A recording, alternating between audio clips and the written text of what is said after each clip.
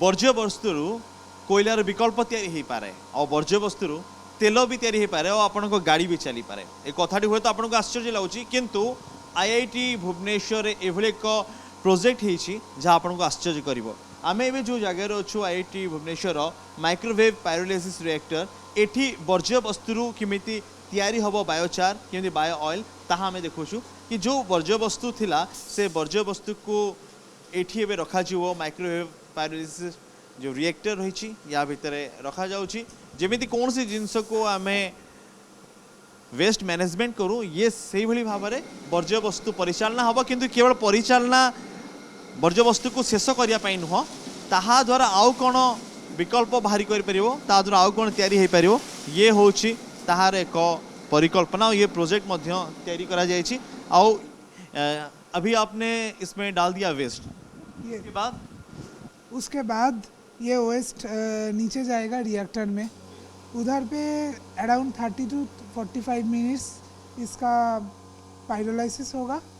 होने के बाद फिर डिपेंडिंग अपॉन द वेस्ट वर्ज्य वस्तु कैसा है उसके ऊपर भित्ति करके इधर बायो ऑयल होगा या फिर बायोचार होगा। ये टेम्परेचर अनुसार देखा जाए कि कितने टेम्परेचर केमती रहबो ये अलग अलग वेस्ट के लिए अलग अलग टेम्परेचर रहता है। या हम फीड स्टॉक के हिसाब से टेम्परेचर तो हम लोग ऑप्टिमाइज़ करते हैं लेकिन जो फीड स्टॉक आ रहा है उसके हिसाब से जो हमको क्वालिटी ऑफ बायो ऑयल या बायोचार चाहिए उसके हिसाब से हम लोग टेम्परेचर सेट करते हैं। अगर आम भाषा में समझें घर से बहुत वेस्ट निकलता है सब्जी का वेस्ट निकलता है प्लास्टिक का वेस्ट निकलता है आरओ का वेस्ट निकलता है तो ये सब एक जगह डाल सकते हैं या और कुछ होगा? हाँ डाल सकते हैं लेकिन डालने के बाद जो बाई प्रोडक्ट होता है उसका एप्लीकेशन जो हम डाल रहे हैं उसके ऊपर बेस में होता है। जब हम सिर्फ ऑर्गेनिक वेस्ट जैसे आप बोलें घर का सब्जी या घर का कचरा जो भी है प्लास्टिक के अलावा अगर उसको डालेंगे ना उसका मेजर प्रोडक्ट आएगा बायोचार। जब बायोचार आएगा उसको हम बहुत सारे एप्लीकेशंस में कर सकते हैं जैसे कि जो ऑर्गेनिक वेस्ट से आता है उसका फर्टिलाइजिंग एबिलिटी बहुत हाई रहता है तो उसको और थोड़ा मॉडिफाई करके हम लोग डायरेक्ट फर्टिलाइज़र जैसे यूज़ कर सकते हैं। अगर हम प्लास्टिक्स डाल रहे हैं प्लास्टिक्स का मेजर प्रोडक्ट होता है बायो ऑयल।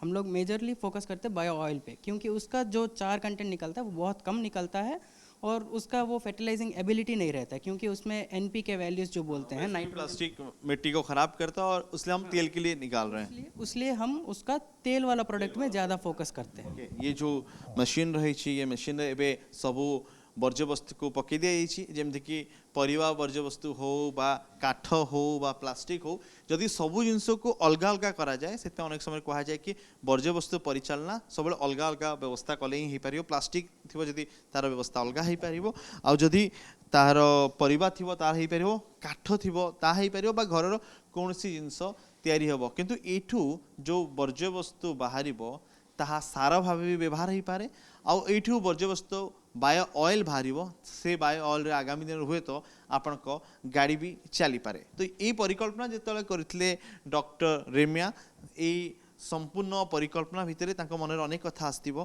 कि एभली परिचालन आवश्यकता अच्छी। मैडम आपके दिमाग में क्यों आया कि ऐसा एक प्रोजेक्ट होना चाहिए जो वेस्ट मैनेजमेंट भी हो और उसके कुछ आउटपुट भी निकले?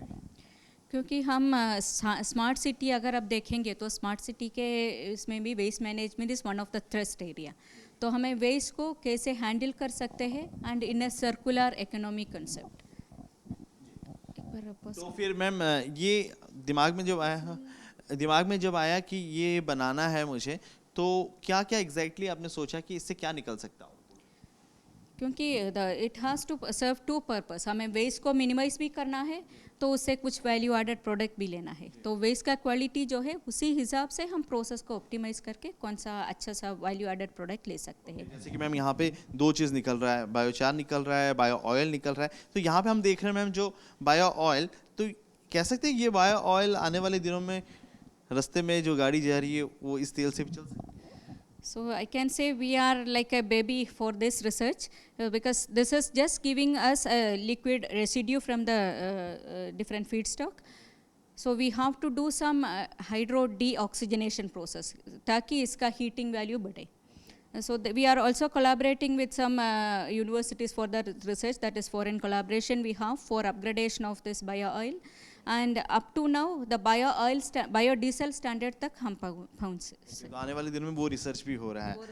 हाँ, स्पेशली आपने एनवायरनमेंट के लिए भी बहुत देखा है कि जैसे कि एनवायरनमेंट सही रहे इसलिए सोलार का यूज़ कर रहे हैं। Yes because the electricity consumption वो थोड़ा कम रहना चाहिए, इसीलिए this reactor is working in solar power. ऐसा नहीं कि बस सोलार में करेंगे, ये सोलार और बैटरी इलेक्ट्रिक पावर में भी कर सकते हैं। सो जब हमें सोलार पावर अवेलेबल है we can harness that so that the cost of production can be reduced. ये प्रोजेक्ट मतलब आने वाले दिनों में मार्केट में भी जा सकता है, मार्केट में भी जा सकते हैं, and we are commercial purpose. yes and we are looking for a good industrial partner. So this is a research pilot scale project for research purpose, so we are looking for a industrial partner. This is a patented technology who can take this and commercialize this for the ground level. अभी वक्त हो गया है तो देखते हैं कि अंदर एग्जैक्टली क्या है। साधारण तो यहाँ प्रोसेस होवा ପାଇଁ गोटे दिन लगी जाए कारण यहाँ थंडा ହେଇକି ବାହାରିବ।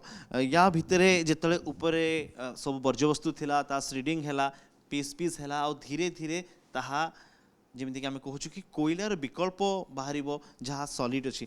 तो देख सकते हैं अंदर क्या। हाँ जी देखेंगे।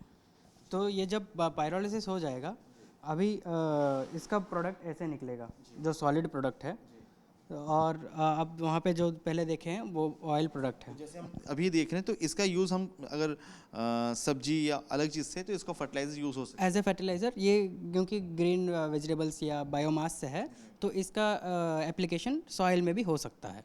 सॉइल के अलावा और भी बहुत सारे एप्लीकेशंस है, जैसे एनर्जी एप्लीकेशन है और वेस्ट वाटर ट्रीटमेंट का एज एन एड्जॉर्बेंट बोलते हैं, वैसे भी एप्लीकेशंस बहुत सारे हम कर सकते हैं इसी है। बायोचार। प्रोसीडिंग कैसे था इसमें, क्या क्या एग्जैक्टली ऑक्सीजन नहीं रह रहा है इसमें? नहीं, इसमें ये फर्स्ट थिंग ये देखना है कि जब पायरोलिसिस का बात करते हैं इन एब्सेंस ऑफ ऑक्सीजन होना है। अगर प्रेजेंस ऑफ ऑक्सीजन हो गया वो इंसिनरेशन हो गया, वो बस जलना है जिससे हमको ऐश मिल जाता है, उसका कोई वैल्यू नहीं है। तो ये जब इन एब्सेंस ऑफ ऑक्सीजन करते हैं तो ऑक्सीजन को एलिमिनेट करने के लिए हम यहाँ पे पायलट स्केल में हम लोग नाइट्रोजन सप्लाई कर रहे हैं। तो नाइट्रोजन में हम लोग नाइट्रोजन कंडीशंस में इनर्ट कंडीशंस रखते हैं और पायरोलिसिस जो थर्मल डिकम्पोजिशन होता है वो चलता रहता है। ये मतलब प्रोजेक्ट जब चल रहा था तो बहुत हर्डल्स तो प्रॉब्लम बहुत आई होगी। हाँ प्रॉब्लम्स आए हुए, but we need to take the challenge, we need to do it. तो चैलेंज लेने से अच्छा होता है, बेहतर होते हैं। कोई भी चीज़ तो आसानी से नहीं होता, तो इसलिए चैलेंज लेना पड़ते हैं। डॉक्टर रेम्यांक जो टीम और ये टीम एक नुआ परिकल्पना करछंती आगामी दिन रे ये अनेक कथा कहूची कि आपण वर्ज्य वस्तु को सुपरिचालना ही पारिबो, ठीक परिचालना हवा सहित सेत्रु जो प्रोडक्ट बाहरिबो ताहा कोर कथा कहतु, कोयलार विकल्प कथा कहतु बा तेलर विकल्प कथा कहतु, डीजेल विकल्प कथा हो तो यही तेल जो अधिक परीक्षा हो आपण जो गाड़ी आप चलाउछन से गाड़ी रे मध्य ए तेल व्यवहार हो पारे। भुवनेश्वर वीडियो जर्नलिस्ट समीर कौसाव, अनुज दास, कनक न्यूज।